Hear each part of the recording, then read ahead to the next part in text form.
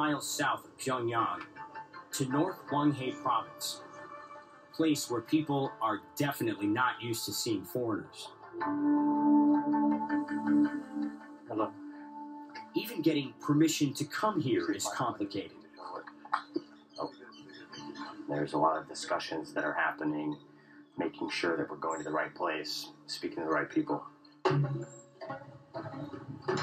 But we're not headed for a sensitive military site or secret prison camp. What we want to see is a farm. Farming is a sensitive subject in North Korea. The nation still struggles to feed its own people.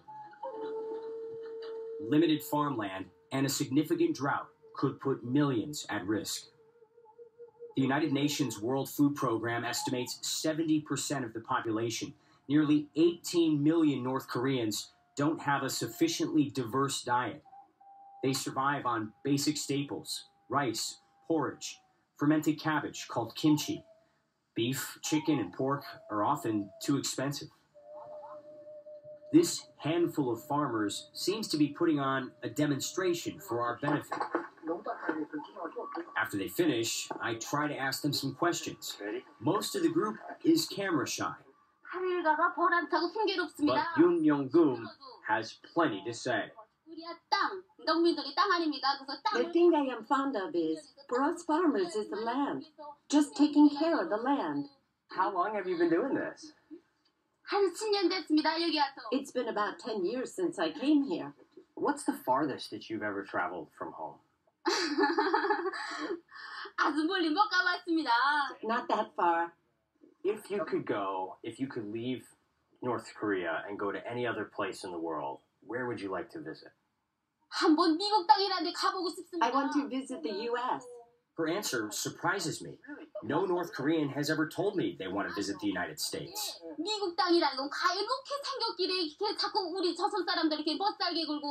I want to see what on earth the U.S. looks like to be harassing Korean people so much.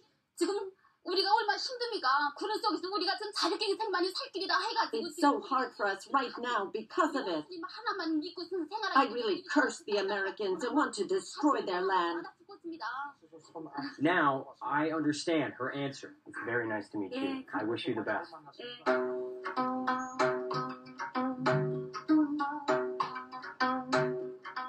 So now we're being taken to a family's home. This is a family that has been selected for us.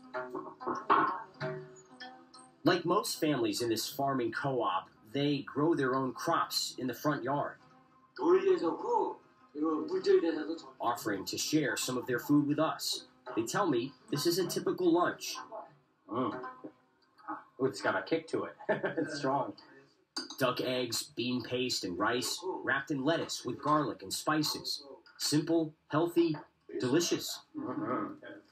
A lot of people in the outside world think that people in North Korea still are starving. How is the food supply now? I ask about a time most North Koreans didn't have enough to eat.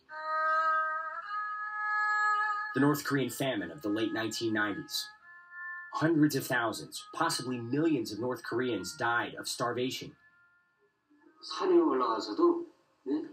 We ate tree bark after going up to the mountain for food and wondered just how long we'll have to do this, but it's not a problem now compared to that. This is all homegrown. After farming for a year, we get rice and money to live off of, which is great. This house, I got it for free. Kim Gyo-son gives me a tour. Like every North Korean living room, there are portraits of the late leaders. This is a photo of our family and the general when he came to visit. You have a DVD player here. What kind of DVDs do you like to watch? Cooking and lifestyle, new songs, movies. I watch a lot of them. Have you ever seen any Western movies?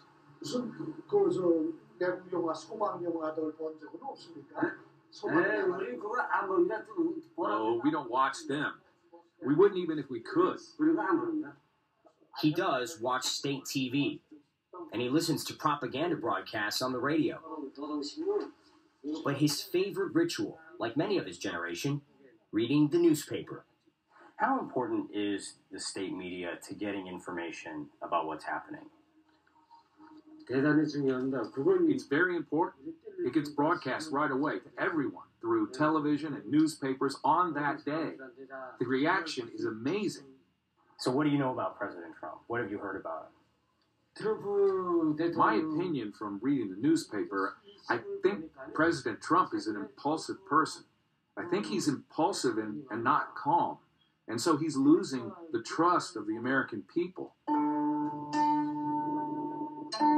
Trust, something so few Americans have in politicians and the media. But what about here in North Korea? Here, the message is tightly controlled. The leader is almost always the lead story, and there's only one source of information, the government. So you believe everything you read in the paper? Yes, we believe it. 100%.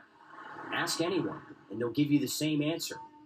No fake news in North Korea.